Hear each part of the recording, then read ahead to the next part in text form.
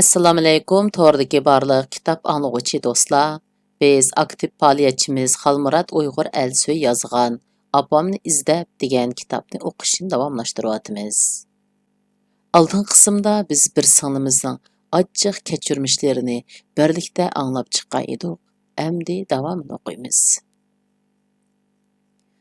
U singlimizning masalasini hal qilishga tirishayotgan vaqtlarda bir epizod, to'g'risi bir fojia orag'a qisildi.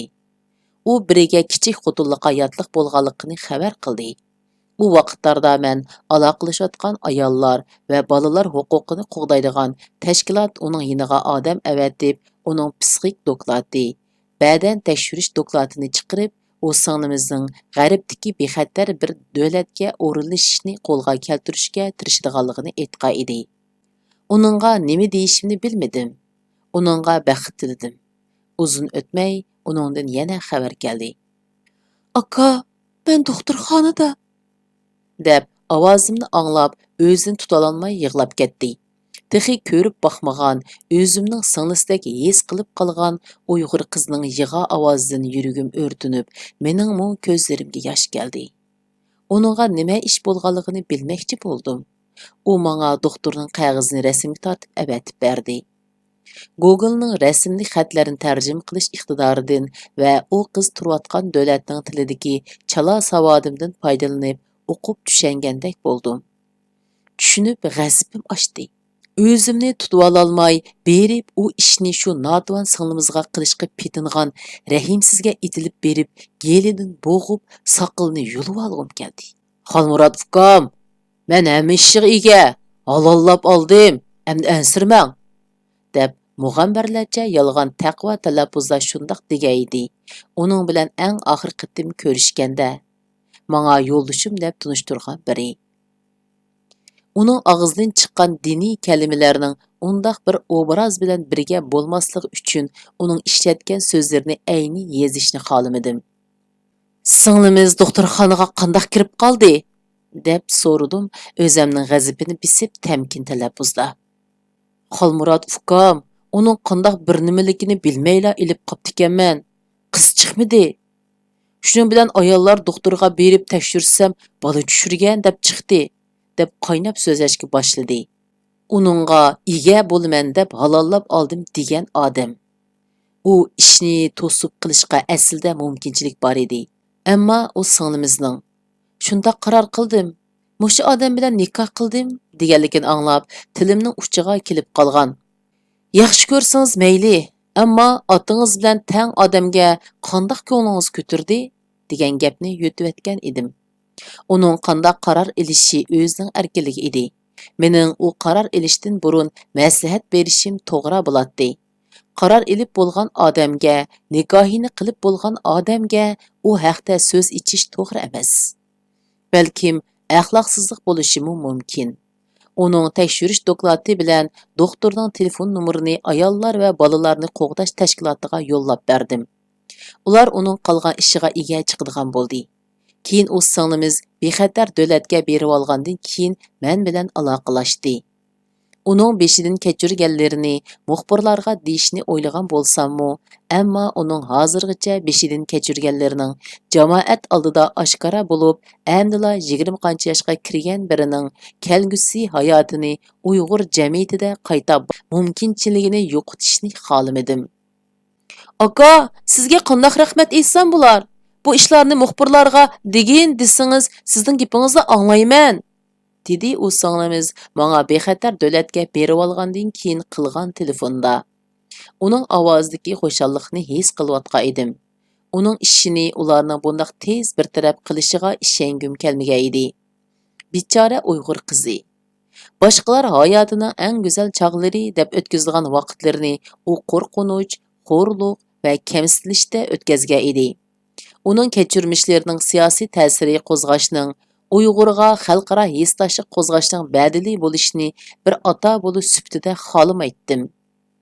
Uning bilan yuz ko'rishib boqmadim, ammo o'ylayman, men yolg'iz bola bo'lmay, bir singlim bo'lgan bo'lsa, balkim mushu singlimchilik biri bo'lishi mumkin. Uning beshiga shundoq kulfatlar kelsa, men qanday qilar bo'lg'aydim? Yo'q. Muşu qizmi mening singlim. Uning amdi bo'lsimi xotirjam va xushal yashash, hayotini sog'lom bir muhitda davom qilish fursati bo'lishi kerak. Yo'q singlim, sizning hikoyangizni oshkorlasak, balkim bir mezgil muhim xabarlardan bo'lishi mumkin. Ammo sizning kelgusi hayotingiz texi oldingizda. Qanday qilishni o'zingiz qaror qiling. Men sizga yordam qilmadim. Qo'limdan keladigan uyg'urlik burchni, bir akılıq vazifasini ado qildim. Endi xushal yashashning sizga nasib bo'lishi uchun duo qilaman, deb javob berdim. Dabdabalik so'zlarni qilib, uni qoyil qilib, muxbirlarga uning hikoyasini oshkorlashni o'ylashqimi petin olmadim. Uyg'urlar bek ko'p badal to'ladi. Dunyoning sukuti Uyg'urlarni charchasa, Uyg'urlarning passiv qarshiligi Uyg'urlarning vaziyatini bildiganlarni hayron qoldiratdi. U singlimizga hikoyangizni oshkorlashni o'zingiz qaror qiling. Oshkorlamay xotirjam turmush kechirsangiz, men xush bo'lman deganligimni uningga yordam qilgan tashkilotdagi xodim bilgandan keyin men bilan uzun telefonlashdi.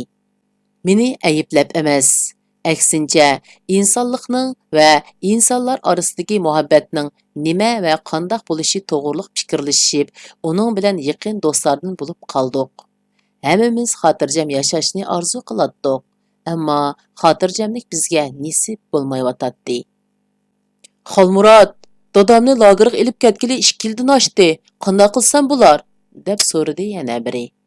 Shundaq savollarga javob berish mening kundalik xizmatimning muhim bir qismiga aylanib qolgan edi.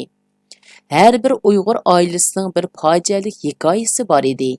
Har biri bilan ko'rishganimda ularning sirtqi ko'rinishiga emas, balki ichki kashmishiga bakrak diqqat qilishga tirishdim. Mayli pozor kiyingan, ruhliq, tetik ko'ringanlari bo'lsin. Chiroyli grimlari bilan dunyodan bexabardek hayotda yashayotgandek ko'ringanlari bo'lsin. Hijobligi bo'lsin yoki yalangboshlig'i bo'lsin, boyi bo'lsin, nomridi bo'lsin, Uyg'urning har qandiqining bir hikoyasi bor. Har qandiqining yuragida bir yara bor edi. Ularning ba'zilari sen bilan ko'rishganda sana o'zining jamiyatdagi o'rnini ko'rsatib qo'yishni o'ylaydi. Ba'zilari o'zining qanchalik iqtidorligini ko'rsatgusi bo'lsa, ba'zilari o'zining qanday kechirmishlar va tajribalarga ega ekanligini so'zlari orasida pash qilib o'tib ketadi. Uyg'urlar bilan so'zlashning eng ta'siri sen deyishmoqchi bo'lgan shu masala ustida bevosita to'xtalishga amalsiz qolasan. Chunki qarshi tarafning boshqa his tuyg'ulariga tegib qo'yishni xohlamaysan. Uyg'urlarda kishilar orasidagi ishonch sening ko'rsatgan samimiyatingda, ammo u samimiyat o'zingning jamiyatdagi o'rniga tushliq yerda o'zingni tutib qarshi tarafga muomala qila olishingda edi. Shunglashqa Uyg'urlarda o'zini bilmaydigan deb ayiblash nihoyatda yo'lliq bir xil ayiblash edi. Albatta, bu yerda umumlashtirishdan xoli bo'la olmagan bo'lishi mumkin. Ammo men ko'rgan ahvollarda ko'pinchisi shundoq. Bizda ma'lum bir sohada muvaffaqiyat qozongan odamga xuddi u kishi hamma sohaning bilguvchisidek muomala qilish yo'lliqlashib, rutinlashib ketgan edi. Shunlashqa tabiiy fan tadqiqotchilaridan yoki injenerlardan ijtimoiy fanning murakkab masalalariga javob so'raydik. Ularning amaliyotda ijtimoiy fan sohasidagi bilimining biz bilan o'xshash, hatto uningdimi tuvan saviyada bo'lishini tasavvur qilishmi bizga og'ir gunoh sodir qilgandek tuyg'u beradi. O'zimiz izlanishdan, o'z oldimizga qaror chiqarishdan qo'rqatdik. Chunki o'z qarorlarimizga mas'ul bo'lishga ko'nmagan edik. Rostimni desam, sizga qanday maslahat berishni bilmayman. Agar tibobatga oid savol bo'lgan bo'lsa, o'zimning bilgan doiram bo'yicha javob bera olmayman. Bilmasam, qayerdan javob topishni bilishim mumkin. Ammo bu savolga eng yaxshi javob bera oladiganini yanala o'zingiz deb so'zimni boshladim. Uning ko'zlaridan norozilik hissiyotini ko'rib Uning sabr chekidan eshib ketishdan burun so'zimni to'xtatib, uning fikrini anglashim kerak edi. U mendan aniq javobni olmoqchi bo'lsa kerak, yoki mening oq bilan qarasi aniq bo'lgan javobni berishimni kutgan bo'lishi mumkin. Uyg'urcha tafakkurga shundaq chegirisi aniq ayrilgan javoblar bakrak yoqidi ekan. Ammo men cho'ng bo'lgan tafakkur muhiti undaq tafakkurni rad qiladi. Balam, ya undaq, ya mundaq bo'ludi degan ish bo'lmaydi. Ish deganning boshlanishi bo'ludi, oxiri bo'ludi. Natijasini tasavvur qilasan, ammo mutlaqlashtirolmaysan. Shundaq bo'lsa-kan deb turib qilasan. Undaq bo'lmay qolsa, shuningdan tajriba olasan. Shundaq natijasimi bo'ladi ekan deb o'rganib olasan. Uningga hissiyotingni o'lcham qilib olsang qandoq bo'ladi? degan edi dadam rahmatlik. Uning bilan birlikda qo'ylarga o't olg'ili chiqqanda, u chaqlarda boshlang'uchni puturib to'liqsizning birinchi yillig'ini amdila boshlagan vaqtim edi. Otam bilan opam qayta yarashib olgan. Uchimizning billa yashashi uchun meni turponga qayta ilib ketmoqchi bo'layotgan vaqtlar edi. Balini xohlaganda akilib qo'yib, xohlaganda ilib ketadigan ish yo'q. Xolmurod o'zi qandoq o'ylaydi? Uningdan so'rab baqdinglarmi? Bu qarorni ilishdan burun Xolmurodning o'zining qaroriga qarash kerak, deb ochiqlangan edi dadam rahmatlik. Otam opamlar bilan billa ichilgan oila yig'inida. Dadam rahmatlik doim oila yig'ini ochadi. Hammamizning fikrini oladi. Gerçi oxirgi qaror yanala dadam tarafidan chiqarilsa-mu, cho'ngidan kichikining hammasining so'zini e'tiborga oladi. Pensiyaga chiqib qiladigan ish yo'q. Bizni boshqarib ish pushig'ini chiqirdi bu, deb chaqchaq qiladi dadamga rahmatlik onam. Voy, o chaqlarda mendixi kichik bo'lmaymanmi? Bu toz, xeyli aplikli bir nimadi. Bo'ylari egiz qalmashqan, deb so'zini boshlaydi onam rahmatlik dadam bilan qandoq tunishib to'y qilganligini so'zlab. Bir tal kigiz bilanla ikkimizning to'yini qilib qo'ydi. U chaqlarda nada kari oshliq bor deysizlar. Shu maldikilarni chaqiribla omash bilanla mehmon qiladigan. Hamdul dadan qasab idi qara. Shu qo'y so'ymamdi, bizni to'y qildi deb. Hamdul qo'y so'yibdi, qo'y so'yib to'y qilibdi deb hammasi kelgan. deb maqtinib so'zini davom qiladi onam. Urushdan keyingi namratchilik yillarida to'y qilgan deydi, qachonlarda to'y qilganligini menga toza oydin emas. Ammo ular bir-biriga sodiq bo'lib, qancha yillarni birga o'tkazdi. Madaniyat zo'r inqilobida o'xshamagan yerlarga palandi. Dadam rahmatlik Kala qotuniga, onam rahmatlik Gongshening oshxonasiga. Voy, shu oshxondachu, shu jo'tang chaldigan ish bor. Boshqa nima ish qila olaysa? Yeydigan hech nima yo'q. Hammasini Sovetga qarz qaytaramiz deb o'ma qilgandil aketgan. Hammamiz shu kuzli qo'noqning uni bilan chamg'urda jo'tang qilib yeydigan. Ustiga qo'yning miyini siq qo'ysa ajabli katta tomoq bo'lib ketmay. Shu qo'yning yeg'inimi topqil bo'lmaydigan. deb eslab beradi onam rahmatlik shu vaqtlarni. Uning so'zlaridan hashamatni yoki obro'yni his qilmaydik. His qiladiganim insonlar orasidagi haqiqiy tuyg'ular, insonlar orasidagi haqiqiy muhabbat edi. Onam rahmatlik, dadam rahmatlik bilan 5 balalik bo'lgan ekan. 5ni tug'dim, 3i ay bo'ldi. Mushu Sitniyozni tuqqanda qop-qora kichikli edi. Qo'y meyni og'ziga siq qo'ysa, shuni sho'rapli yotadigan. Buning aksi qizil chiqib chachara ketgan. Hamdul dadang o'g'il navram deb qo'ldan tushamay boqqan.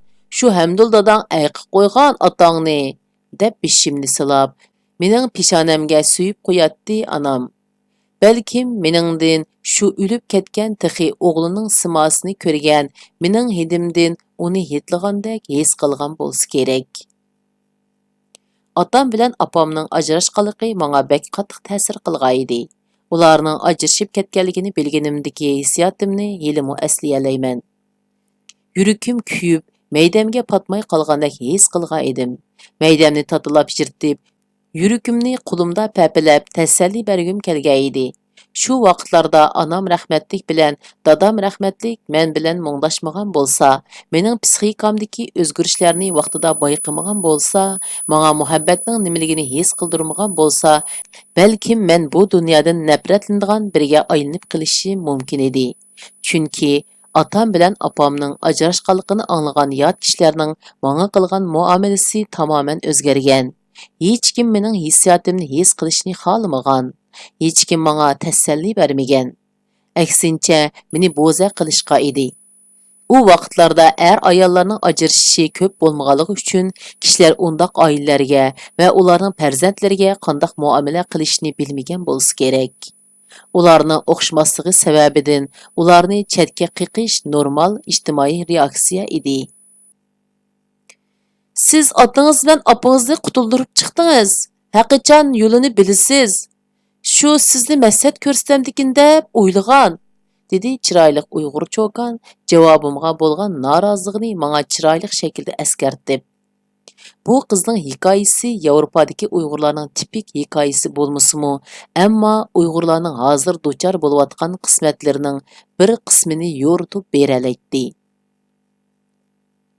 Shuningga o'xshagan boshqa Uyg'ur qizlarining hikoyasini mushu qizning portretiga mujassamlab bu kitobga yozishni qaror qildim. Men odatda Uyg'urlar bilan, bo'libmi Uyg'ur erlari bilan bundaq bir yerlarga chiqib qahva ichib o'tirmayman, deb yana askartdi qiz menga uning savoliga javob berishimning muhimligini ta'kidlab.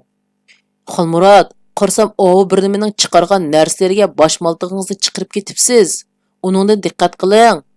Maktabga berib chet ellik bolalar bilan qalaymaqon o'ynab yurgan. Uning nomi yaxshi emas. Yuvosh bir bolani aldab tegib oldi. Bir uyga kirmayla tuqqan. Hanim bo'lsa, bolasi chet ellikdan chiqmadi, deb meni eskartdi bir yaxshi niyatlik ochash. Shundaq eskartishlarni anglab turatdim.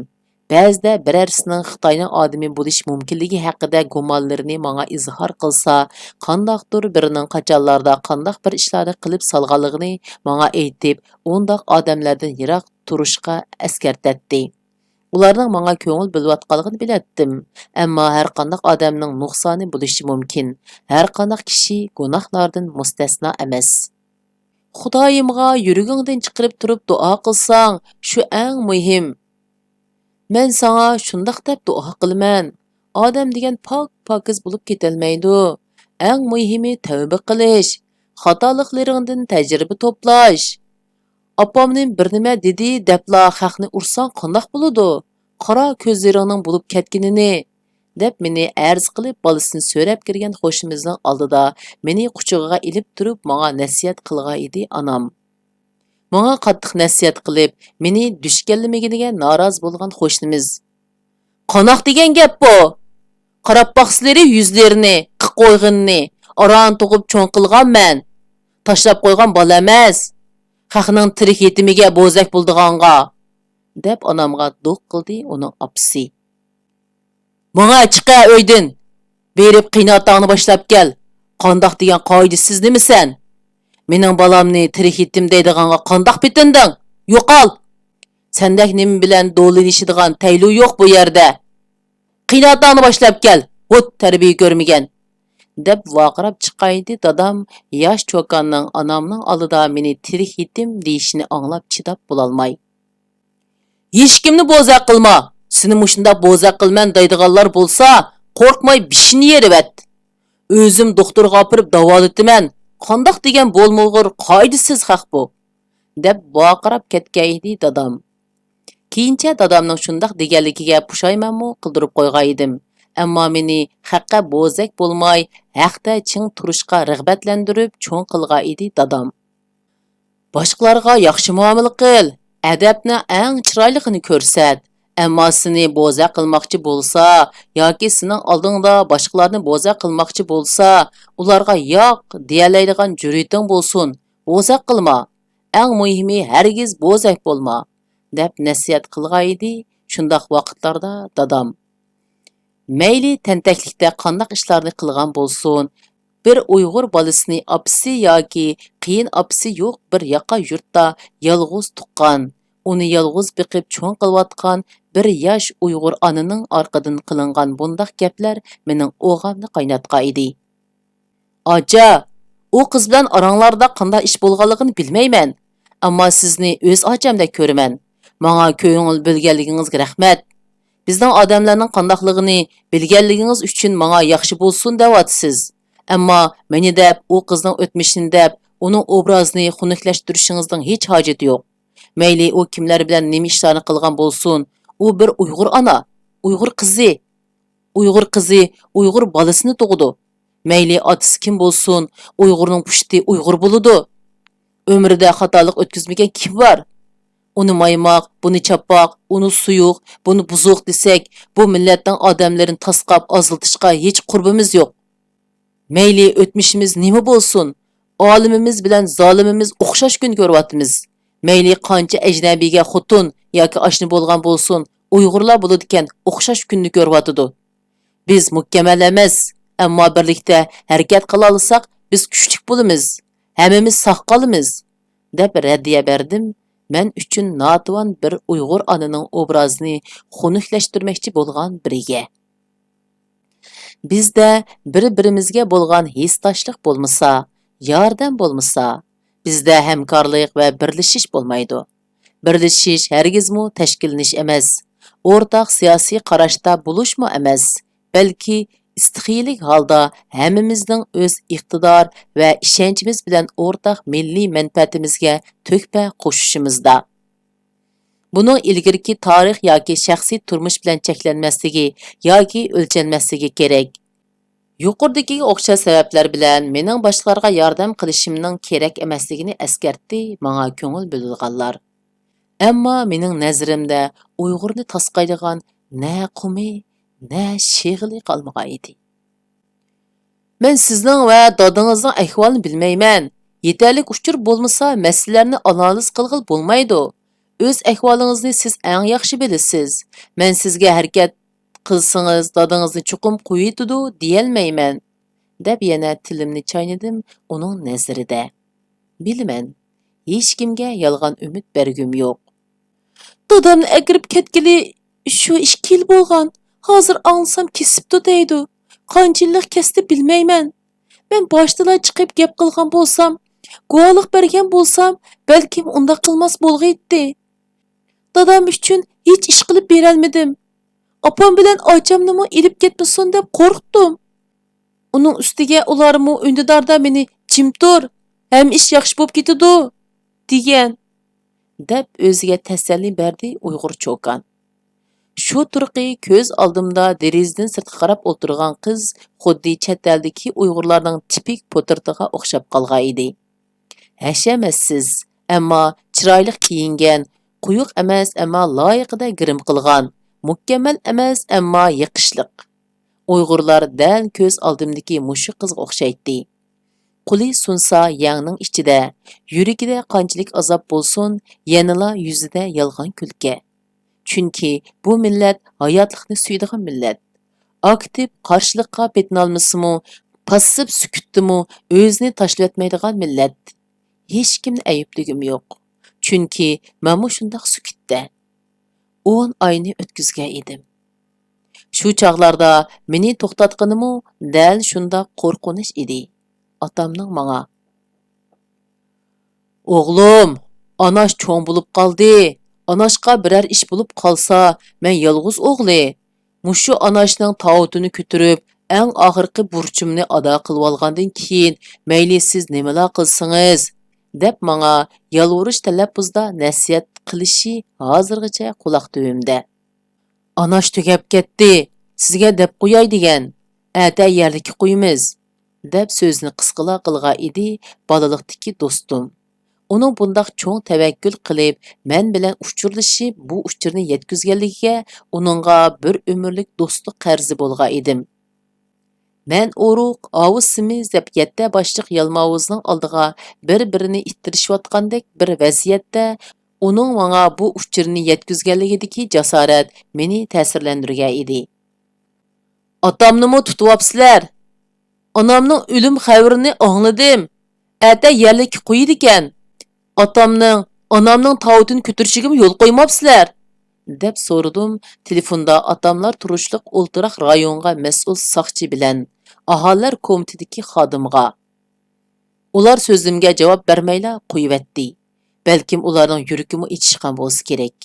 Meni ilgari eg'izga olg'usiz so'zlar bilan haqoratlagan soqchimu so'zimni anglab, hech gap qilmasdan ulug' kichik tinivatgandan keyin telefonni qo'yivatdi. Ular atamning yolg'iz o'g'il ekanligini bilatdi. Balkim shu chaqda ularmu o'z kelgusidan andisha qilgan. Atam bilan apam palangan shu jazo lagerlaridan o'zini va oilasini qo'g'dashni birinchi nishon qilgan bo'lishi mumkin. Uyg'urdagi oila qarishi Uyg'urning shu chaqqicha sukut qilishiga sabab bo'lgan bo'lsa, amdilikda Uyg'urning sukutni buzishiga sabab bo'lmoqda edi. Men shularning bir tipik misoli edim. Sizcha amdi guvohlik videosi bersam qandoq bo'lar? Deb menga qaradi, oldimda yeshil choy ichib o'tirgan chiroyli Uyg'ur cho'kan. Derizdan sirtqa qaradim. Uyg'urga xos andikish bilan. Bu qiz bilan billa o'tirganligimni birarsining ko'rib qilishidan andisha qilayotgan edim. Biror chetdalik bilan billa o'tirgan bo'lsam, bundaq andikish balkim menda bo'lmasligi mumkin. Uyg'urlarda ayollar o'tirsida normal bir dialogning bo'lishi xuddi mumkin bo'lmaydigandek. Nikoh munosabati bo'lmagan bilan ayol bir yerda billa qahva yoki choy ichib o'tirsa, ularning orasida bir maxfiy ishlar bordek gumon qiladigan. Shu gumonlar asosida tarqildigan g'ayvatlar, shu g'ayvatlardan kelib chiqadigan ijtimoiy munosabat buzg'unchiligi bizning o'z millatimiz a'zolari bilan ayrim muңdishish fursatlaridan mahrum qilgan edi. Bundaq ahvollar Turkiyada eg'ir bo'lmasmi, Yevropadami o'xshash bor edi. Bir Yevropalik bilan billa o'tirishga qaraganda, bir Uyg'ur bilan ayrim billa o'tirish bakrak xatarlik edi. Apam bilan atamni qutqizish jarayonida o'zimning yolg'iz hech ish qila olmaydiganligimni 2017-yili his qilgan edim. Kishilik huquq organlariga, mediaga va hukumatga bordim. Hech kim mening hikoyamga ishonmadi. Chunki mendan boshqa biri undaq ishga duchor bo'lganligini aytmagan edi. Shundaq qilib, bu qitimliq kitob o'qishimiz mushargich bo'ldi. Kelar qitim ko'rishaylik. Xayr xo'sh, Allohga omonat.